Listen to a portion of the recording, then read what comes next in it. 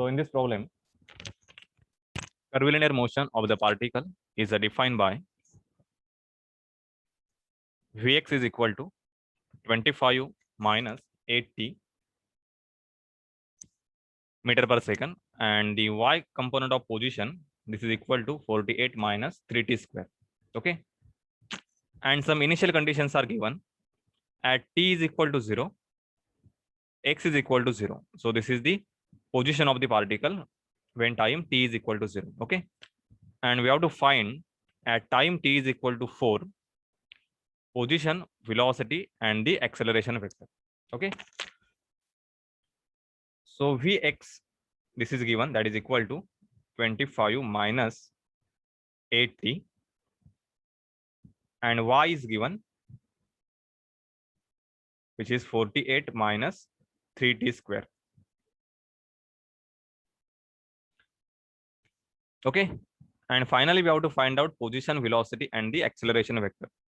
That means we have to find out the total vector r bar, which is equal to xi plus yj plus zk. Then second, we have to find out the v vector, which is vx, vy plus vz. And third is the acceleration vector, that is equal to ax plus ay plus az. Okay, so if you observe these values, then Vx is given and the y value is given. Okay, so from these two values, we have to find out the remaining values, that is x, vy, ax, and ay. Okay, so as no information about the z vector or z, so we will take this z value as a 0. Okay, so as Vx is given, from Vx we can find out the position. Okay, so write the Vx value in terms of the position. So we can write this in the differential form, which is equal to dx by dt. So that is equal to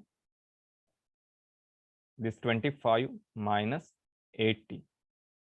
So just we have replaced Vx value by its differential equation, that is nothing but the dx by dt.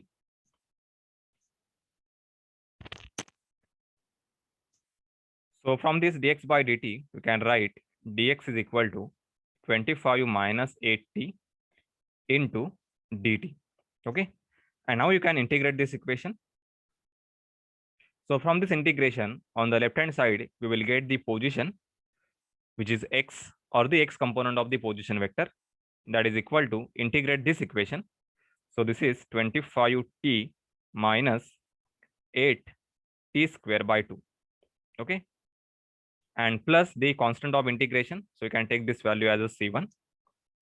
Now to find out this c1 value, you can put the given condition at t is equal to 0, x is equal to 0. Okay, so at t is equal to 0, x value is 0. So from this we can put x is equal to 0 and this t is equal to 0. So finally we will get c1, this value as 0.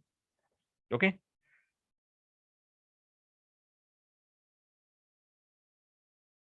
so we can write x is equal to, this is 25t minus this 8 by 2 is 4 t square plus 0. Okay, so this is the final equation for the position x.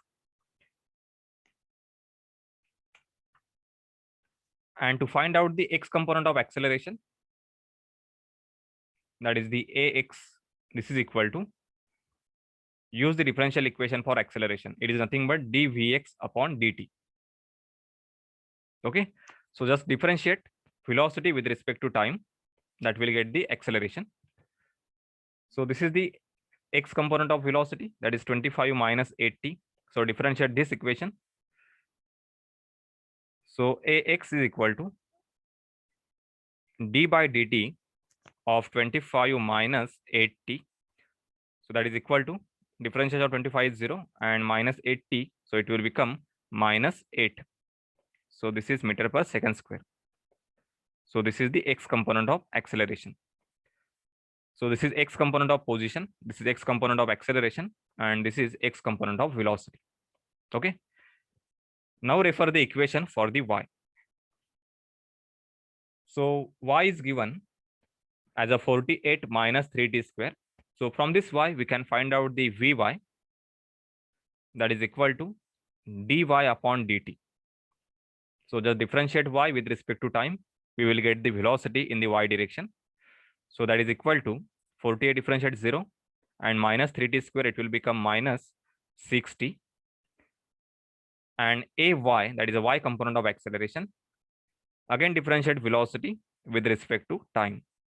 So that is equal to dy dt of the y component of velocity. So it is minus 60. Its differentiation will be minus 6. Okay. So now we have got all the values x, vx, and ax, then y, vy, and ay. Okay. So write the total vector. So first vector is its position vector. So r bar is equal to, so x value, this is 25 t minus 4t square into I, plus its y value is 48 minus 3t square into j.